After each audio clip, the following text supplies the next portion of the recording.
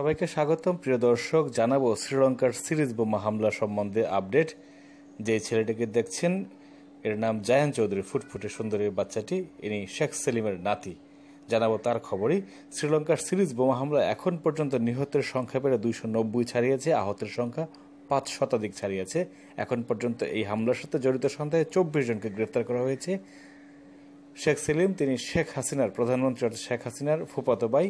তিনি বর্তমান সংসদ সদস্য, একই সাথে আওয়ামী লীগের সভাপতি মণ্ডলীর সদস্য।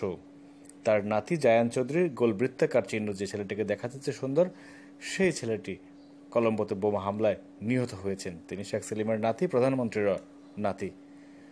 বাবা মায়ের সাথে কলম্বোতে গিয়েছিলেন তার ভাইকে নিয়ে। তার বাবা মশিউল হক চৌধুরী নিচে নেমেছিলেন রেস্টুরেন্টে, সেখানে তিনিও স্প্রিন্টের আঘাতে তার পা ব্যাপক ক্ষতিগ্রস্ত হয়েছে। তিনি কলম্বোতে চিকিৎসাধীন রয়েছেন, তবে তার ছেলেটিকে বাঁচানো যায়নি। 8 বছরের এই জায়ান চৌধুরী বোমা হামলায় নিহত হয়েছেন।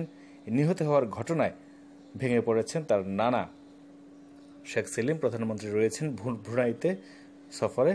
তবে প্রত্যেকটি মানুষেরই সন্তান, নাতি সবাই খুব প্রিয় হয়। সেই প্রিয় নাতির মৃত্যুতে আসলে শোক সইবার মতো নয়। নিহত হয়েছেন জায়ান চৌধুরী। এবং কলম্বোতে আমরা এখন পর্যন্ত জানি কারফিউ জারি করা হয়েছে, বন্ধ রয়েছে শিক্ষা প্রতিষ্ঠান সহ সকল প্রতিষ্ঠান, যান চলাচলও বন্ধ রয়েছে, সামাজিক যোগাযোগ মাধ্যমও বন্ধ রয়েছে। আহত মশিউল হক চৌধুরীকে দেখতে পাচ্ছেন, তিনি বেশ আহত। তিনি শেখ সেলিমের মেয়ের জামাই। তিনি আহত অবস্থায় চিকিৎসাধীন রয়েছেন কলম্বোতে। তবে শেখ সেলিমের নাতি জায়ান চৌধুরীকে আগামীকাল দেশে ফিরিয়ে আনার কথা রয়েছে।